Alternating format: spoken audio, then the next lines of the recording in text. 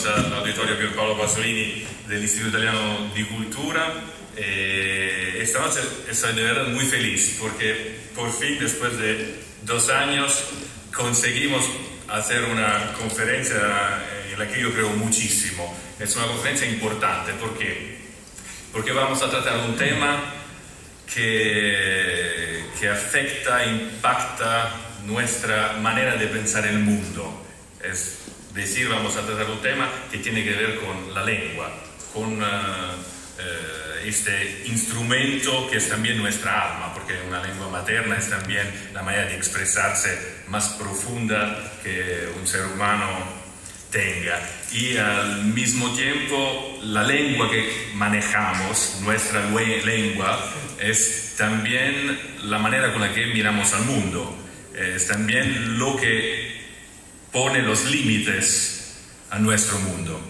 Por eso, reflexionar sobre el tema de la lengua, de cómo está evolucionando, de cómo se relaciona a otras lenguas, es algo que merece esta noche una reflexión conjunta. Y estoy aún más feliz porque vamos a hacerla con 2 personas que tienen todos los títulos para hablarnos de este tema tan importante.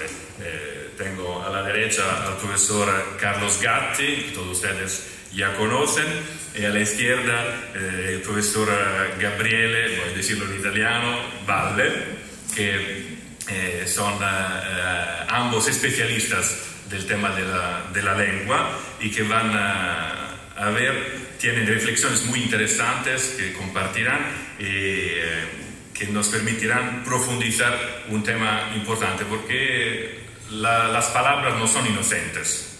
Las palabras significan mucho más de lo que percibimos normalmente.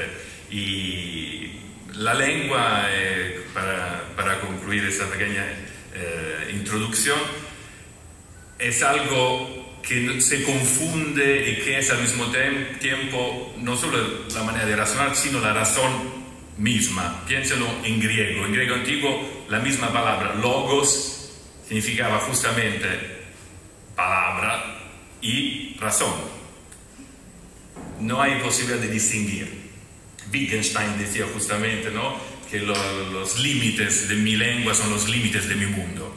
Entonces, afectar la lengua que nos une, porque también la lengua es una manera de comunicar, poner en común lo que está entre las personas, afecta nuestra manera de estar en el mundo, de verlo. Ya no quiero decir más en esta ocasión, solo decir que vamos a presentar al mismo tiempo el libro que el profesor Valle ha publicado en Italia, se ve acá, Italiano Urgente, fue publicado en el año 2016 en Italia, y agradezco muchísimo al profesor Valle porque vino desde lejos, como él es peruano de origen italiano y ahora vive en Italia, estudió en este instituto la lengua italiana y después la perfecciona hasta llegar a ser traductor y docente, no solo filósofo, alguien que reflexiona sobre las cosas, sobre la lengua, y ahora trabaja en la Escuela Universitaria para Traductores e Intérpretes de Trento, y en unos minutos vamos a escucharlo y a escuchar la razón de este bonito libro que se puede encontrar en versión, aquí en América, solo en versión digital. En Italia se encuentra también en versión física. Claro, el libro está escrito directamente en italiano por Gabriele Valle. Pero antes de darle la palabra, voy a dar la palabra, y agradezco muchísimo por su presencia, al profesor Carlos Gatti, que es profesor de literatura italiana, miembro de la Dante Society of America, del Instituto Rivagüero de la Pontificia Universidad Católica del Perú y de la Sociedad Peruana de Estudios Clásicos. Además, es profesor emérito de la Universidad del Pacífico y, como muchos de ustedes saben, desde hace muchos años es el alma y el corazón que late de la lectura Dantis, que todos los viernes tiene lugar aquí en Lima. Estoy emocionado cuando lo digo porque me parece ya un reto increíble, y escucharlo por primera vez, y lo siento que me demoré mucho en encontrar el tiempo el viernes por la tarde de ir. Fue hace un par de semanas, es una experiencia extraordinaria. lo digo sinceramente. Entonces, dejo la palabra al profesor Carlos Gatti. Acogemos con un aplauso, por favor. Agradezco vivamente a Gabriele Laposta por haberme invitado a participar en la actividad que se concreta esta noche en el Instituto Italiano de Cultura con motivo de la presentación del libro de Gabriel Valle titulado Italiano Urgente, 500 anglicismi tradotti in italiano sul modello dello spagnolo. La primera edición de este interesantísimo trabajo data de junio de 2016. Es decir, de hace 2 años. Su origen se remonta a 2015, año en el que apareció como sitio virtual. Se ha presentado como libro en el Círculo Lingüístico de Florencia y ha suscitado elogios públicos y debates en instituciones como la Universidad Federico II de Nápoles. Según hace notar el profesor Tullio De Mauro en el prefacio del libro que presentamos hoy, Valle ofrece una vivaz prueba de amor a 2 lenguas, el español de su infancia y su juventud peruanas y el italiano de sus antepasados genoveses. Dice De Mauro, comillas, en nombre del amor a ambas lenguas nos propone acá una colección de observaciones sobre el diverso comportamiento de los hispanohablantes y de los italohablantes frente a las oleadas de anglicismos que desde los grandes países de habla inglesa, los Estados Unidos de América sobre todo, han embestido en los últimos decenios, se puede decir, a todas las lenguas del mundo. Fin de cita. El interés de Valle en las lenguas lo ha llevado a concretar una investigación acuciosa y erudita, de lo cual da prueba el tratamiento de cada uno de los anglicismos analizados en su libro. Su vocación intelectual y su afán de plantear soluciones a la invasión indiscriminada y caótica de voces de la lengua anglosajona en el italiano de hoy lo ha inducido a ofrecer al lector estudios muy bien fundamentados, con sólidas bases metodológicas, históricas, lingüísticas, comparatistas, pragmáticas, etc. Ello con el propósito de preservar la identidad de una lengua, el italiano, de la amenaza de lo que Valle llama Itanglish, modalidad híbrida que tiende a expandirse entre los pobladores del bel paese. Para Valle, la situación del idioma italiano es más grave en este aspecto que la del español. El ejemplo de este último idioma, el español, sirve al autor del libro como modelo para plantear la italianización del anglicismo. Y es que Valle considera razonable, cito, comillas, persuadir al hablante respecto a la idoneidad de una elección traductiva.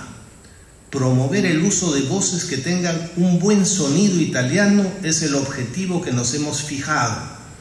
Promover el desuso de aquellas que no lo tengan no es sino la consecuencia. Fin de cita. Para concretar su planteamiento, el autor se ha valido de lo acontecido al respecto en la lengua castellana, en la cual ha sido frecuente la castellanización de los términos extranjeros. Toda lengua es una entidad histórica, en continuo proceso, abierta al cambio y a recibir aportes foráneos. La apertura, sin embargo, no debe llevar a que se afecten planos complejos de una lengua, como la fonética, la ortografía, la morfología, la sintaxis, pues se generarían caos, ambigüedades. Esta última situación no es beneficiosa para el usuario de la lengua ni para concretar las funciones que la lengua, desempeña como instrumento de conocimiento y de comunicación entre sujetos. A lo largo de los siglos, unas lenguas han ido recibiendo aportes de otras y los han ido adaptando a sus modelos sistemáticos. Valle dice, comillas, los vocablos extranjeros, una vez que entraban en la lengua italiana, asumían en la mayor parte de los casos una forma genuinamente italiana, adecuada a las leyes del dueño de casa. Fin de cita. En los últimos años eso no se está cumpliendo. En la formación del castellano, este ha recibido numerosos términos de diversas lenguas desde su origen en el latín vulgar llevado por los romanos a Hispania a partir de fines del siglo III a.C., concretamente a partir del 218. Ese idioma fue recibiendo en un principio influencias de lenguas de pueblos ya establecidos en la península ibérica, como los iberos, los celtas, los vascos, etc. Más adelante llegaron otros aportes, como los numerosos de la lengua árabe que pasaron al castellano durante los siglos de dominación mora, del siglo VIII después de Cristo al XV. Otras voces de origen extranjero ingresaron después. Provenían del italiano, italianismos, de las lenguas de América, taíno, náhuatl, quechua, guaraní, etc. Del francés, los llamados galicismos. A partir del siglo XIX, el mayor aporte ha provenido del inglés, primero de Inglaterra y luego de los Estados Unidos. Es evidente que tales oleadas de préstamos de diversas épocas se han debido a diversos factores. Se hacían necesarios nuevos términos para nombrar a los objetos que se iban descubriendo. Ají, camote, chocolate y tantos otros. O para designar a objetos nuevos creados por el hombre. Radar, computadora, escáner, etc. Estos extranjerismos son necesarios, justificados. Ciertamente deben estar adaptados al sistema fonológico y al sistema ortográfico de la lengua, en nuestro caso el castellano o español. Hay otros tipos de extranjerismos, los superfluos o innecesarios, que son aquellos que pueden ser sustituidos por un término existente en el propio idioma. Decir management en lugar de gestión, dirección, administración o gerencia, o business en lugar de negocio o actividad comercial, son ejemplos de ello. Personalmente considero estas guachaferias. Volviendo al libro que nos convoca hoy, deseo señalar que Valle destaca en las primeras páginas de su obra que en los últimos decenios la afluencia de los anglicismos es creciente en el italiano. Usando términos del lingüista suizo Ferdinand de Saussure, pregunta si esa tendencia implicará que las fuerzas centrífugas del idioma se sobrepongan a las fuerzas centrípetas. Aclara Valle, inspirado en Saussure, comillas, las fuerzas centrípetas son aquellas que oponen resistencia a los cambios en el cuerpo idiomático, buscando mantenerlo como está constituido en un momento histórico. Las fuerzas centrífugas, al contrario, son aquellas que favorecen los cambios, a veces con efecto disgregador.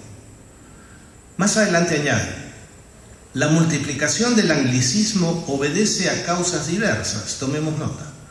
La pereza, la moda, el espíritu gregario, el oportunismo comercial, la necesidad de ostentación, el complejo de inferioridad, la ignorancia, etc. Continúa luego. La lengua inglesa, se diría, es vista por nosotros, se refiere a los italianos, como un portentoso talismán que hechiza todo aquello que nombra. La palabra inglesa, conforme al sondeo casero que cualquiera de nosotros puede conducir en su propio ambiente, es frecuentemente considerada más bella, más eficaz, más plena, más precisa, más concisa. Fin de cita. Creo que lo mismo podríamos decir los hispanohablantes respecto a lo que sucede en nuestra lengua, sobre todo en las últimas décadas. Para el caso de la lengua italiana, en la que muchos anglicismos ingresan sin ningún control, Valle propone seguir el ejemplo del modelo español respecto al tratamiento de las voces extranjeras que se incorporan en el idioma. Él considera que en este terreno es importante la labor de la Real Academia Española y de las diversas academias correspondientes. También destaca el aporte del Diccionario Panhispánico de Dudas, aparecido en 2005, del portal virtual llamado Departamento de Español al Día, que atiende consultas a la academia respecto al uso correcto del idioma, de la Fundación Español Urgente de la agencia EFE, que cuenta con el apoyo financiero del Banco Bilbao Vizcaya y con la asesoría de la Real Academia. Esta última iniciativa es un consultorio privado sin fines de lucro fundado en 2005. La labor de tal fundación busca ayudar a quienes utilizan la lengua en los medios de comunicación, las redes sociales y otros medios de información. Al respecto dice Valde, comillas, cuando Español Urgente advierte un anglicismo nuevo, se pronuncia. Si lo considera superfluo, pone en guardia a los usuarios recordando los equivalentes indígenas propios del español. Si lo considera necesario, lo acoge, pero a la vez propone un sustituto de aquel, plasmado íntegramente al amparo de la ortografía. Cabe señalar que si bien en el español se han producido intentos para frenar los excesos en el uso de términos ingleses innecesarios o mal adoptados, creo que en los últimos años los resultados no son del todo alentadores. En la dilatada carrera docente que desarrollo desde 1962, he podido observar cambios notables, varios de ellos no saludables para nuestro castellano. La situación se ha venido agravando en las décadas recientes y ha afectado incluso al idioma empleado en los ambientes que deberían ser más ilustrados y cuidadosos en la defensa de la identidad y del patrimonio culturales. Ofrezco algunos ejemplos que muestran cómo el descuido o tal vez el afán de tener un amo al cual imitar o el propósito de distinguirse del común de los mortales nos da caché, ¿no es cierto?, frente a otros a los que despreciamos, puede llevar al uso de términos que afectan a la morfología del idioma. No solo son préstamos léxicos, se está afectando la estructura del idioma. Si en la formación del castellano la palabra latina, voy a poner ejemplos, templum, dio origen al término templo, plural templos, todos lo entendemos, y del mismo modo datum evolucionó a dato, plural datos, ¿por qué en ciertas actividades profesionales no se procesan los datos sino la data? ¿O por qué se recurre al uso de la expresión la currícula? Los términos latinos datum y curriculum se volvieron dato y currículo en castellano. En latín, el plural de datum es data, en latín. Y el de curriculum es currícula, en latín. El uso de data y currícula en español no es el resultado de un amor hispánico a la lengua latina, ojalá lo fuera. Proviene más bien del inglés. ¿Por qué? Porque se trata de latinismos de ese idioma. Ingresan al español por la influencia del idioma anglosajón y crean un problema morfológico en nuestro idioma, porque la A final de data y de currícula marca formas de plural latino y no es un indicador de género femenino. Decir la currícula, se lo hemos oído hasta ministros de educación, ¿no es cierto?, es incongruente. O guachafamente decimos con un latinismo los currícula, o más castellanamente decimos los currículos. Para continuar en el ámbito del mundo de los intelectuales, los profesionales y los artistas, ¿qué decir de expresiones como nominado al premio? Nominar es poner nombre. Aplicar a una beca. O, más recientemente, y ante mi sorpresa, gamificación educativa. Tardé tiempo en descubrir a qué se refería esa expresión. Gamificación viene de game, entender la educación como juego, como parque de diversiones, que es parte de nuestra crisis. Importamos esos mamarrachos. Los ejemplos pueden multiplicarse y servirnos para pensar en el dominio que ejerce la lengua anglosajona, de cuyo señorío todos nos volvemos vasallos por los variados motivos antes mencionados. Sin embargo, por lo que señala Gabriel Valle, pareciera que la situación colonial es más grave en la lengua italiana actual que en la española. Valle ha elaborado y nos entrega un voluminoso libro cargado de rica y erudita información presentada en modo accesible para el lector medio italiano. El italiano que respete sus raíces, su cultura y su pertenencia a una comunidad en la que el idioma desempeña una función integradora en los sujetos, puede encontrar en esta obra un valioso instrumento para reafirmar su identidad personal y colectiva. Yo, como descendiente de italianos, como amante de la lengua de Dante y como cultor de las artes y las letras, me he preguntado muchas veces, ¿por qué? Si en Italia se inventó la palabra diseño, la cual pasó a otras lenguas, francés, español, portugués, inglés, etc., hoy los italianos guachafos adoptan la palabra inglesa design, un italianismo del inglés. Me parece un caso de traición y desconocimiento de la labor de los antepasados, inventores del diseño y de la palabra que se refería a ello. En el libro de Valle encontramos 3 páginas de análisis referido al anglicismo design. Es una explicación minuciosa y brillante la elaborada por este ítalo-peruano que se remonta hasta la época de Dante para escribir el artículo correspondiente a design. Explica Valle respecto a su modo de operar. Comillas, la fuente primaria permite trazar una línea entre lengua de partida, en este caso el inglés, y lengua de llegada, en este caso el italiano, de modo que el lector pueda medir el grado de fidelidad con el cual dicha palabra o locución se ha incrustado en el léxico del italiano.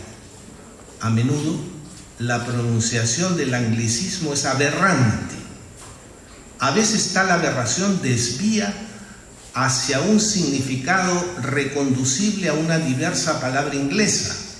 Otras veces, el anglicismo, aunque correctamente pronunciado, cambia de significado respecto a la matriz. Fin de cita. Después viene un contraste con lo sucedido en el caso del idioma español a propósito del anglicismo en cuestión. Valle afirma que sus artículos pretenden, comillas, expresarse con el cordial lenguaje de la divulgación. Aspiran a la claridad por encima de todo. Fin de cita. Reconoce que ha recibido inspiración estilística de la labor magistral de la investigadora peruana Marta Hildebrandt en la elaboración de sus peruanismos publicados en un diario de Lima. Calcos y adaptaciones son los mecanismos de los que se sirve Valle para generar neologismos italianos que puedan sustituir a los anglicismos. El ejemplo de lo sucedido con esos neologismos en el idioma español en varios casos le resulta inspirador y útil al elaborar sus propuestas. Para fundamentar su trabajo recurre a diccionarios de inglés, Oxford, Merriam-Webster, The Collins English.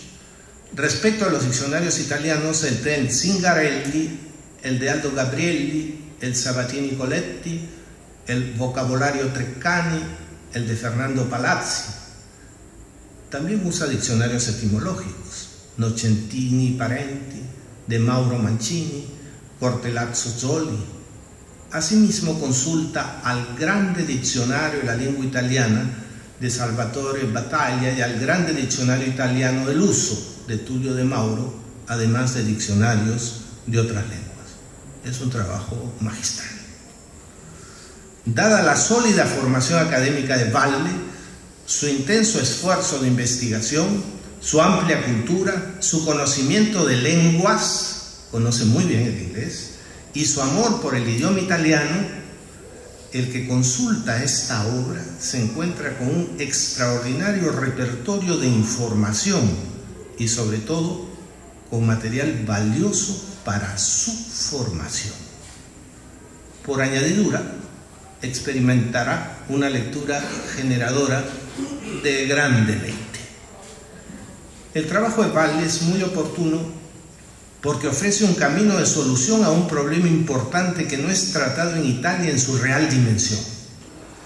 La proliferación descontrolada de anglicismos en la lengua italiana, muchos injustificados, implica el riesgo de llevar a la constitución de un dialecto anglo-italiano, un Itanglish, híbrido, dañino tanto para el italiano como para el inglés, en tanto fuente generadora de confusiones fonéticas, semánticas, gramaticales y, por cierto, de caos ortográfico. En síntesis, es posible llegar a un resultado en el que no se respeta la peculiaridad de ninguna de las dos lenguas, no es italiano ni inglés. Algo grave es el hecho de que este fenómeno de proliferación descontrolada no se queda en el uso de los ciudadanos comunes, sino que llega a aquellos sectores a los que corresponde desempeñar una función ejemplar en el uso del idioma. Pensemos en el caso de funcionarios públicos, políticos, formadores de opinión. De los millares de anglicismos del italiano de hoy, Valle ha seleccionado 500 para estudiarlos y proponer una solución al problema del caos lingüístico. Su planteamiento no es purista en el sentido tradicional. No es restrictivo, ya que considera normal el intercambio entre lenguas.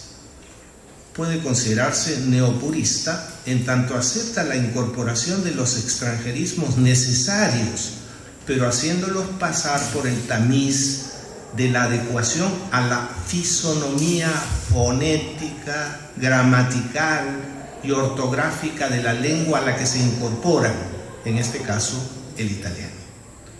Esta labor solo puede ser exitosa con el auxilio de los medios idóneos para difundir los usos adecuados al genio de la lengua italiana. Si bien la Academia de la Crusca labora en la adaptación de los extranjerismos más recientes, millones de italianos no conocen los frutos de ese esfuerzo. Por ello, es importante contar con el apoyo de medios de difusión y comunicación, con el ejemplo de los personajes influyentes en la sociedad, con la ayuda de los formadores, etc. Gracias, Gabriel, por el esfuerzo inteligente que cumples en defensa del patrimonio cultural italiano. Gracias por despertar o avivar la conciencia de quienes no queremos ser ni lobos ni corderos. Gracias en nombre de estos que no queremos ser ni lobos ni corderos, para intentar someter como lobos, ni para someternos como corderos al imperio arrasador de una sola lengua, lo que a la larga es una ilusión generadora de caos. Para mí, la diversidad de lenguas es un patrimonio humano que debe defenderse. Personalmente veo en ello la presencia y la garantía de la libertad creadora propia de la condición humana. Cada lengua encierra un modo peculiar de entender y mostrar al mundo. Cada lengua corresponde a una experiencia histórica particular. la diferencia y la variedad de lenguas son una bendición, la bendición de la libertad creadora y no una maldición como piensan algunos. Babel. Deseo concluir recordando ideas de George Steiner citadas por Jorge Vice Revaliati en su artículo Babel revisitada, artículo inspirado en la obra del mencionado Steiner titulada Después de Babel. Primera, en efecto, sería paradójico que la respuesta a Babel fuera un pidgin, una mezcla de idiomas, un idioma mixto y pobre, y no el Pentecostés. Pensemos en lo que está en juego acá. Babel en oposición a Pentecostés. El Nuevo Testamento nos enseña Pentecostés, el Antiguo a Babel. Segunda cita. Solo porque hubo caída pudo haber redención. La Felix culpa de la que habla San Agustín. La culpa productiva, esa que produjo algo mejor, no la vuelta al paraíso terrenal, sino la posibilidad de viajar al paraíso celestial, gracias a la encarnación, la pasión, la muerte y la resurrección de Jesús, por misericordia divina. Solo porque hubo caída pudo haber redención. Si Adán no hubiera caído, no habría redención. Productiva la culpa. A eso es a lo que se refería San Agustín. Félix significa feraz, productivo. Y ser feliz es ser feraz, ser productivo. Como sucedió con la historia de la salvación, en este caso la maldición original resultó ser una bendición oculta. O mejor, bendiciones en plural. Los fragmentos de la Torre de Babel, o sea, las lenguas, no son solo los recuerdos amargos de un paraíso perdido, forman más bien las múltiples caras de un prisma, el único con el que el hombre ha aprendido a habitar el mundo. Esas son las lenguas, mis queridos amigos. Muchas gracias.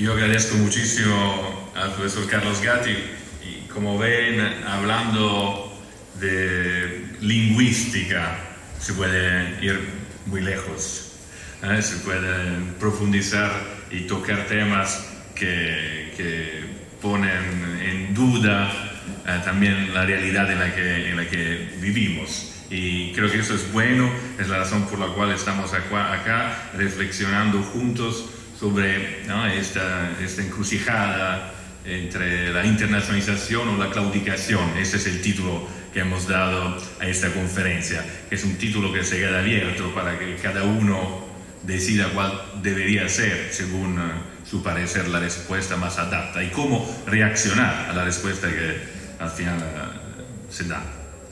Y ahora, agradeciendo muchísimo al profesor Gatti por compartir sus reflexiones con nosotros, me pareció justo dar la palabra a la persona que nos convoca aquí hoy, es decir, al profesor Gabriele Valle, dicho filósofo, traductor y docente.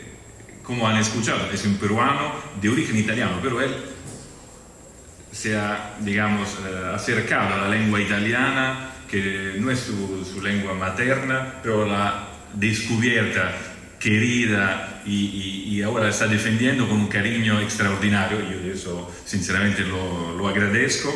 es también un ejemplo perfecto de cómo estudiar el Instituto Italiano de Cultura puede llevar lejos en la vida, no solo en términos físicos, hasta Trento, en el norte de Italia, también en términos intelectuales. Publicar en Italia un libro en italiano que pone los italianos frente a un reto muy grande. Nuevamente lo agradezco. Pero hay una cosita que quiero añadir antes de dejar la palabra a Gabriele Valle. Ahora el profesor Gatti ha citado Tullio de Mauro dos veces. Tullio de Mauro, que ha sido el que ha escrito el prólogo al libro de Gabriele Valle, falleció hace un año y medio, más o menos, ha sido el más importante lingüista italiano de los últimos 50 años. Esto justo para que se den cuenta de la importancia de los temas que se tratan en esta obra. Ahora quiero entonces que el autor pueda hablarnos de su italiano urgente, de dónde salió y cuáles son las reflexiones que quiere compartir con nosotros esta noche. Gracias. A Gabriele Valle. Acogemos como aplauso, por favor.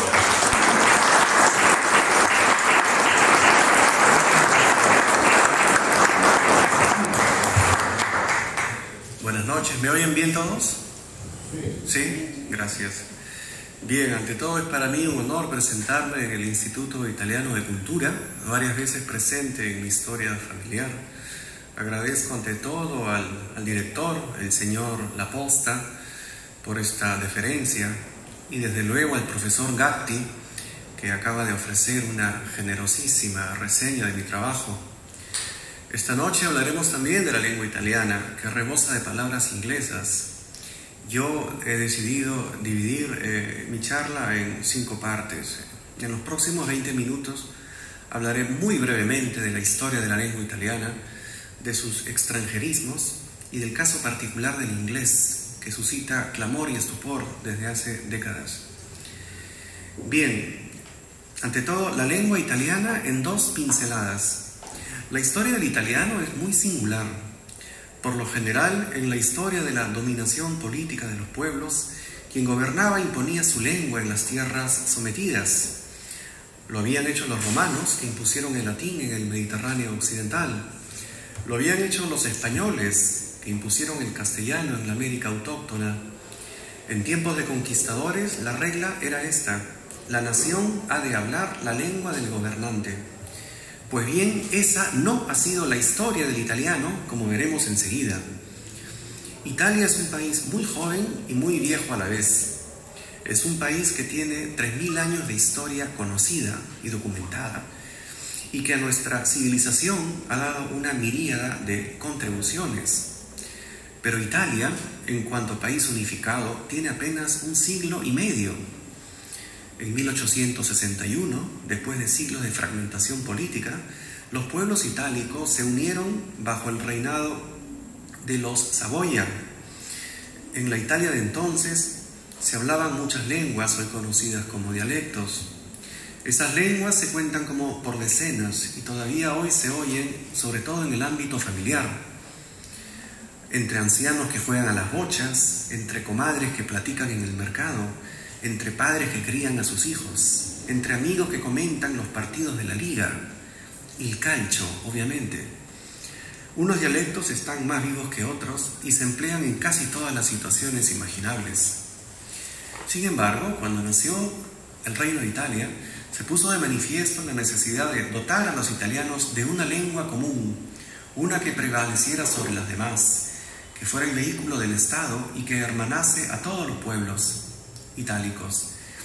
Entre todos los idiomas que se hablaban en la península, solo un idioma poseía suficiente prestigio y suficiente difusión para ser compartido pacíficamente por todos los habitantes. El único era aquel que era conocido primero como florentino, luego como toscano y por último como italiano. En los años del 1860, los reyes de Italia, que en la corte hablaban francés y dialecto piamontés, no albergaban dudas acerca de cuál había de ser la lengua de la nación. Se limitaron pues a entronizar la lengua nacida 1000 años atrás en el solar florentino. Si el castellano se había impuesto por razones políticas, el italiano se impuso por su prestigio cultural. Cabe destacarse que el italiano, convertido en lengua de Italia, era en realidad una lengua más muerta que viva. ¿Cómo así? Porque era una lengua literaria, empleada sobre todo por escritores y por científicos. Para entender esto hay que dar un paso atrás, un paso de 1000 años. Estamos en el siglo X, en Capua, cerca de Nápoles. Un tribunal emana un fallo para zanjar un pleito entre el monasterio de Monte Cassino y un ciudadano, los cuales se disputan la propiedad de un terreno. Los jueces redactan la sentencia en latín, la única lengua escrita de la época, pero en los márgenes anotan algunas cosas en su idioma materno, un idioma popular, sencillo, rústico como los demás. Aquel documento, llamado Plácito de Capua, es el primer intento en Italia de escribir en la lengua de la gente común. Poco a poco, por aquí y por allá, las autoridades se animan a hacer lo mismo que habían hecho los jueces en Capua, cada cual en su idioma, a expensas del latín. Andando el tiempo, la costumbre de escribir en la lengua del pueblo se extiende por mares y montes. En el siglo XIII, en la Sicilia de Federico II, abundan poetas que escriben en su idioma.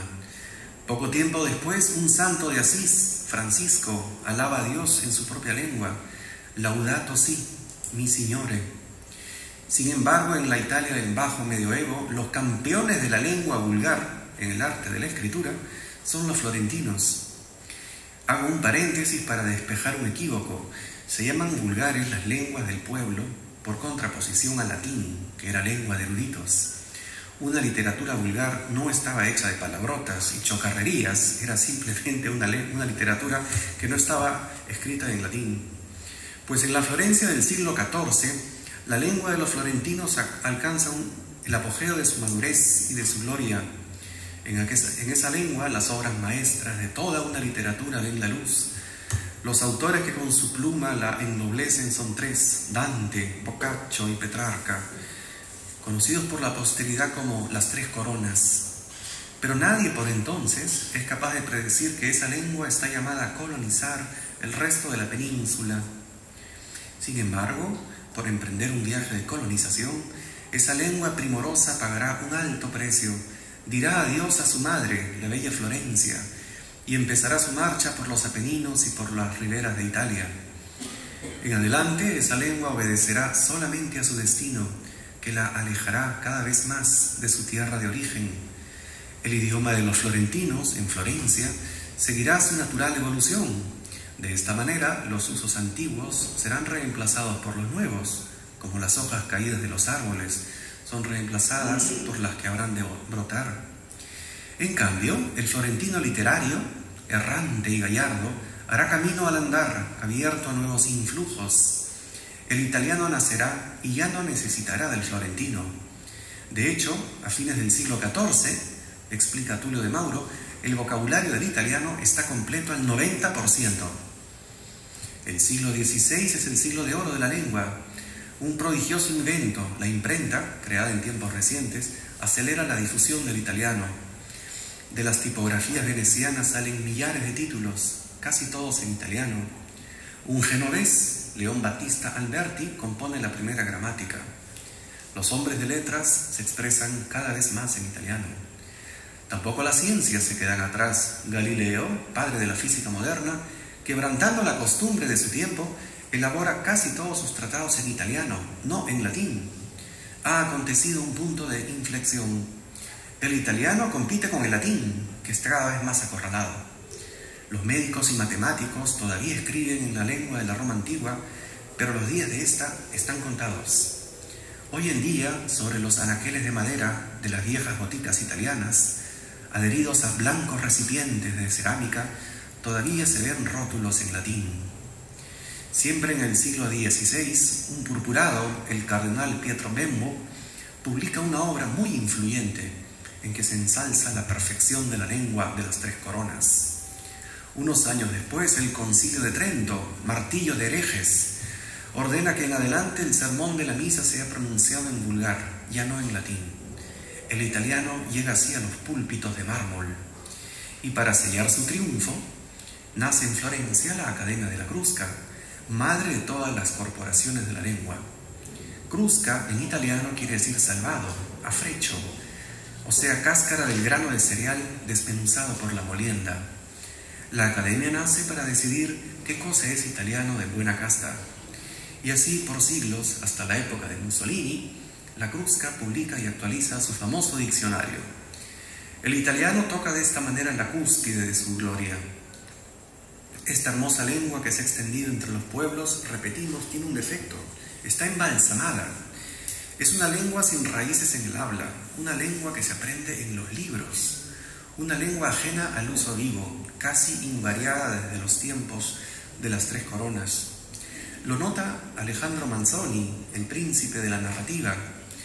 Manzoni, en su obra más célebre, Los Novios, publicada en 1827, procura rejuvenecer esa lengua literaria inyectando voces del florentino de su época. Pero a pesar de todo, cuando nace el Reino de Italia, el italiano es ante todo una lengua vetusta y encanecida que vive en el paraíso de los letrados, por encima de los afanes de los hombres.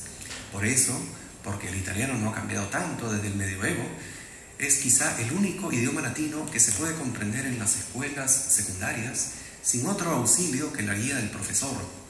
Tal cosa sería impensable entre escolares de habla hispana. Otra vez de vuelta estamos y ya nos encontramos en el siglo XIX. Ha nacido Italia. ¡Viva Vittorio Emanuele! ¡Viva Garibaldi! La lengua que había vivido cristalizada está a punto de renacer. Sale de los libros y se adueña de los palacios del poder, de las aulas, de los cuarteles. Irrumpe entre vítores y aclamaciones en las nuevas redacciones. Cuando Roma es designada capital del reino, muchos periódicos mandan corresponsales a la capital y la lengua se enriquece de muchas expresiones romanas. La prensa desempeña un papel importante en la afirmación de la lengua nacional. Pero este proceso es lento. Téngase presente que en las postrimerías del 19, solo un italiano de 10 habla el italiano. Los demás son competentes, cada cual en su dialecto local y nada más. Algunos escritores, con sus páginas de edificación moral, leídas por los niños en los pupitres de las escuelas, ayudan a popularizar la lengua. Corazón de Edmondo de Amicis, Pinocho de Carlo Collodi dejan una huella desde los Alpes hasta las islas. Y por fin entramos en el siglo XX. El italiano se va asentando con desenvoltura en el habla corriente. Una lengua de alta cultura se abre paso con buenos modales. Muchas personas con orgullo, para enaltecer su propia reputación, dicen yo sé italiano, que es como decir hoy yo hablo bien el inglés. Pero los finos modales tropiezan un día con un método autoritario y brutal. Bajo la férula del fascismo, el italiano ya no se propone, se impone. Benito Mussolini, con visceral xenofobia, prohíbe que en la expresión pública haya palabras de otras lenguas. Exige que las películas extranjeras en las salas sean proyectadas en italiano. El duce no aguanta rebeldías. Para cumplir su cometido, él instituye la Academia de Italia. A mediados del siglo XX, Italia es teatro de avatares políticos que prometen un nuevo horizonte. Mussolini muere hacia el final de la Segunda Guerra y los fragores de esta anuncian el nacimiento de la República, decretada por voluntad general de los italianos. Pero Italia ya no es la misma desde el punto de vista de la adhesión a su lengua, quizá porque una lengua acosada y reprimida persigue ansiosa la libertad y cae a veces en el libertinaje. Es verdad que en el último medio siglo el idioma italiano ha seguido expandiéndose, pero en los decenios posteriores se ha ido abatiendo sobre el vocabulario una ola descomunal que hace temblar, la anglomanía. Ahora diré una palabra sobre los extranjerismos del italiano. Hace apenas un momento el profesor Gatti nos hablaba de los extranjerismos del español, de aquellas voces que en los siglos han enriquecido nuestro idioma. Para una lengua no hay nada más natural que la asimilación de palabras extranjeras. No hay lengua pura, decía Lázaro Carrater, director de la Academia en los años 90, y cuánta razón tenía. Todas las lenguas están, entre comillas, contaminadas, y esa es una virtud y no un vicio. porque puestas en contacto unas con otras, adoptan expresiones que acrecientan nuestra visión del mundo. En el siglo XVIII, un filósofo italiano, Melchiorre Cesarotti, decía: no hay lengua pura, ni lengua que sea tan rica que no necesite de nuevas riquezas. Las palabras que una lengua recibe de otras son conocidas como préstamos, lo cual hace sonreír porque los préstamos nunca se devuelven. En su historia, el italiano ha tomado préstamos de muchas lenguas y no quisiera extenderme sobre este punto. Bastará decir que de todas las lenguas que han influido en el italiano, ninguna lo ha hecho tanto como el francés. Durante siglos, el italiano, como el español, ha vivido bajo el embrujo del francés. Durante siglos hemos absorbido, sin que lo sepamos, millares de palabras de origen francés, a veces de origen provenzal, pero en cualquier caso de suelo francés. Pensemos que palabras tan comunes del italiano como mangiare, comer, parlare, hablar, son de origen francés. Pensemos que la palabra español es de origen provenzal, y eso es quizá un botón de muestra para darnos una idea de la magnitud que ha tenido el francés o las lenguas de Francia en nuestros idiomas. Pero quisiera hacer hincapié en una cosa. Casi todas las palabras extranjeras que entraban en italiano se transformaban, se arropaban a la italiana, se adecuaban a los moldes del receptor y desde luego se escribían según la ortografía del italiano, cuya simplicidad es admirable. Maquiavelo, hace 500 años, escribía: el idioma patrio convierte las palabras tomadas de otros idiomas, y tan grande es su poder que no se deja deformar por ellas, antes bien es él el que las deforma. Esa era la historia del italiano y lo es de cualquier lengua sana. Ahora quisiera referirme al famoso anglicismo que ha despertado nuestra reflexión. Un caso más de extranjerismo. No es como el francés o el alemán o el hebreo o el arameo o las lenguas o las voces de la América indígena, pues no. Hasta hace 50 años los anglicismos del habla común eran muy pocos. Habían llegado de Inglaterra, generalmente con mediación del francés. Los anglicismos que se oían a menudo en la calle eran apenas un puñado: bar, sport, deporte, film, película. A partir de los años 60 surgió la anglomanía, la tendencia a decir las cosas en inglés, tendencia que se ha acentuado gravemente. En los años 80, un famoso lingüista, Arrigo Castellani, notaba alarmado que la lengua se estaba enrumbando hacia un desfiladero. Escribió entonces un artículo profético, Morbus Anglicus, el morbo ánglico, para demostrar que por culpa de sus paisanos el inglés estaba haciendo estragos en el léxico de la nación.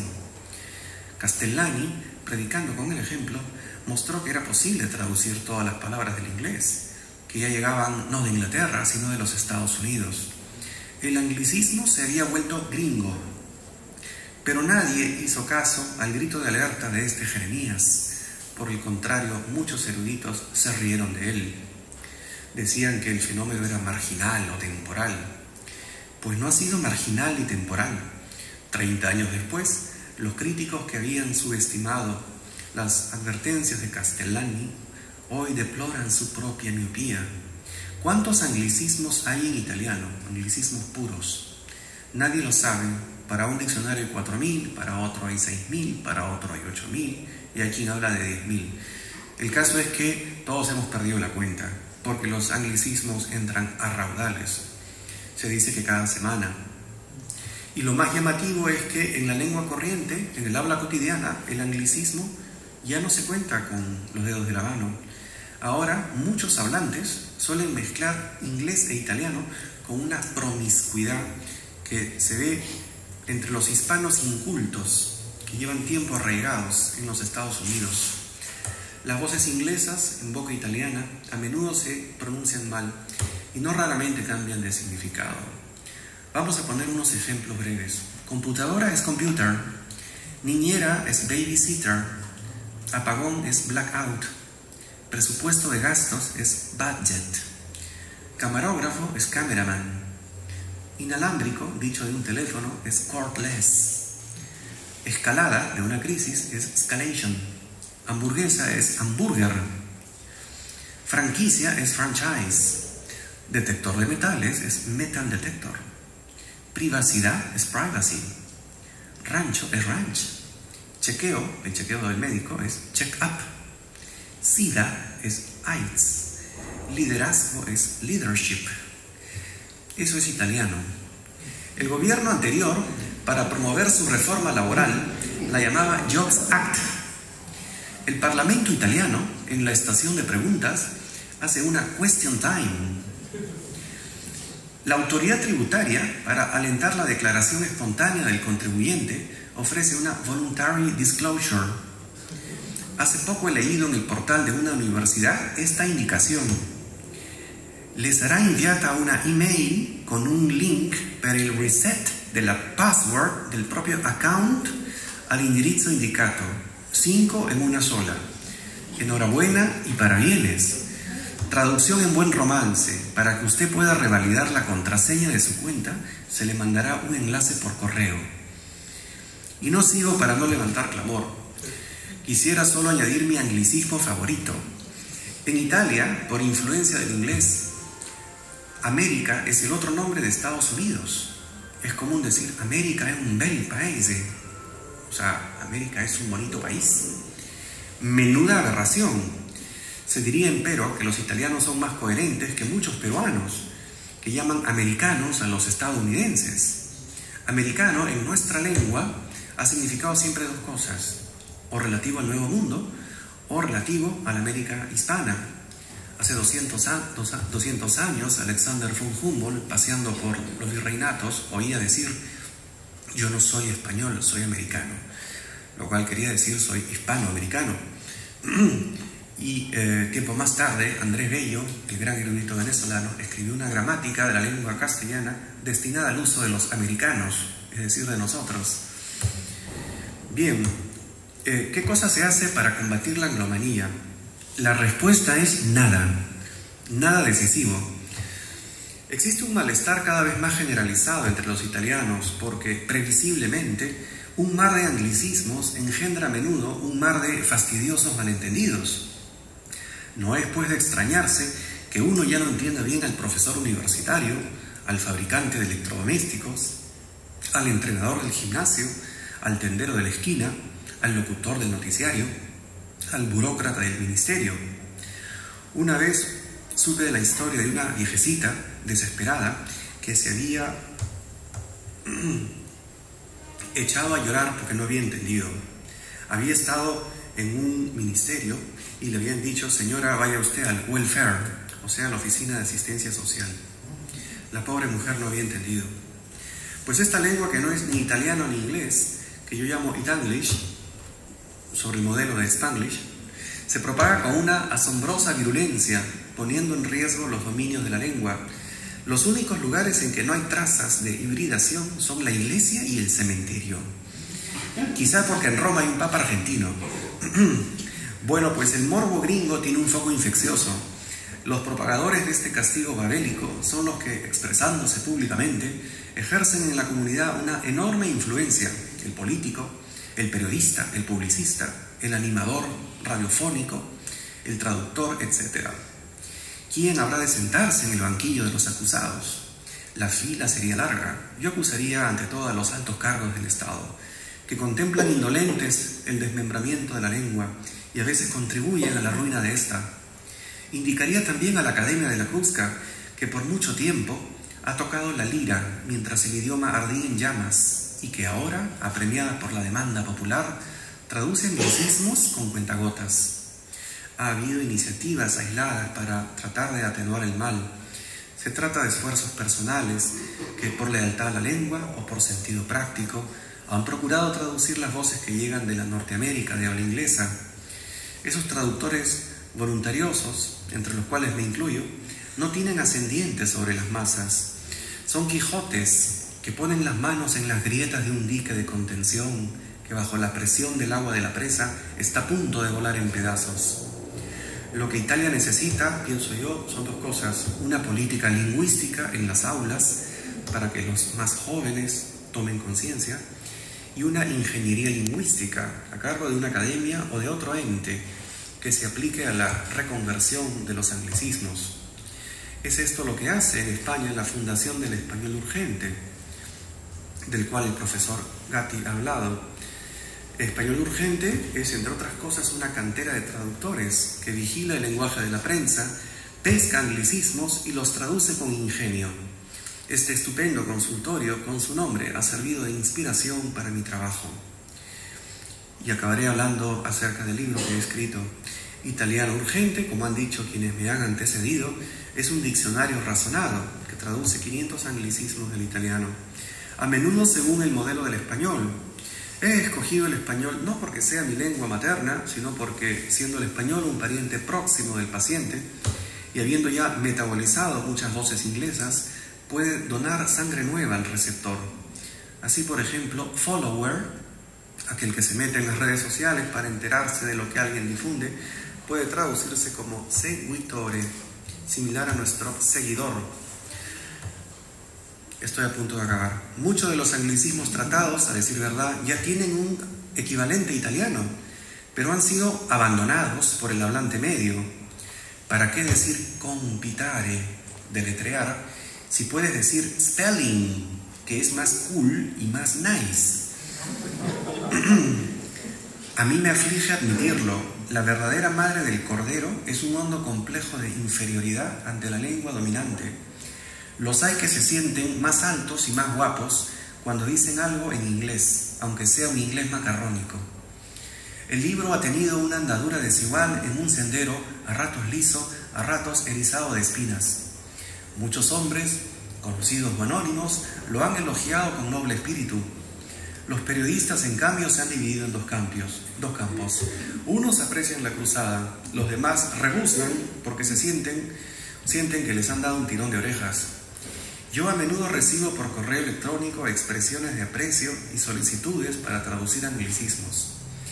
Quienes me escriben se quejan de la anglomanía que campea en el lugar en el que estudian o trabajan. Yo creo que la mayoría de italianos están hasta las narices de este esperpento idiomático, pero el malestar general, a los amos de la lengua, a los que cortan el bacalao, les importa un pepino, les importa un higo seco, como se diría en italiano. Quisiera terminar con una glosa. Italia posee un patrimonio lingüístico extraordinariamente rico, como posee un patrimonio artístico extraordinariamente rico. La lengua italiana es el depósito de una secular tradición literaria y de una añeja sapiencia científica. En ella ha nacido y vive la música clásica. Sin ella no se entendería una parte de la civilización occidental, que es la nuestra. Ojalá los italianos entendieran que su lengua es una criatura sensible que reclama afecto. Manuel Alvar, un famoso lingüista ya desaparecido, alguna vez dijo: podemos cambiar de religión y aún ser fervorosos prosélitos de la nueva, o entusiasmarnos con doctrinas políticas, pero la lengua que en el pecho materno hemos bebido no nos permitirá ser muy diferentes de lo que hemos sido y de lo que seremos. Es por la lengua que pensamos, que amamos y que contamos en la cultura de los hombres. Muchas gracias.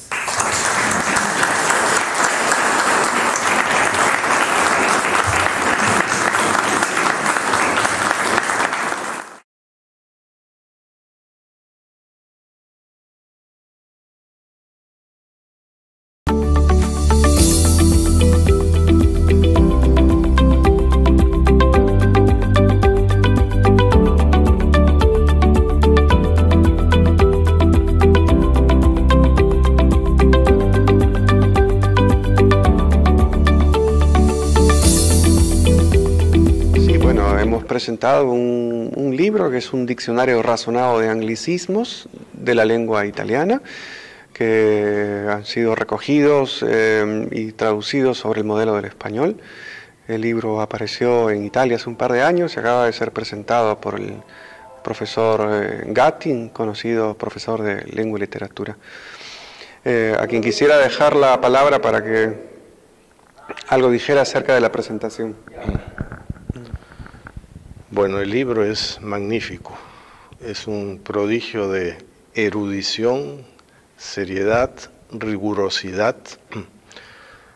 Gabriel maneja varias lenguas, sabe muy bien lo que significan las palabras en inglés, ha consultado muchos diccionarios ingleses, diccionarios italianos, diccionarios históricos, etimologías.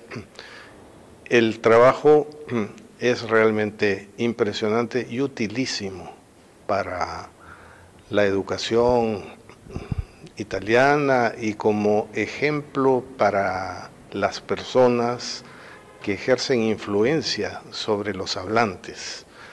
Es importante que políticos, empresarios, profesores consulten esta obra y desarrollen criterios para defender el idioma italiano de intromisiones que no son siempre adecuadas, porque al adoptar términos de otra lengua pueden darse cambios, confusiones en los términos si no se conocen bien, si están mal digeridos, o incluso pueden afectar la estructura de la lengua italiana en aspectos como la gramática, como la fonética, la pronunciación y, por cierto, la escritura.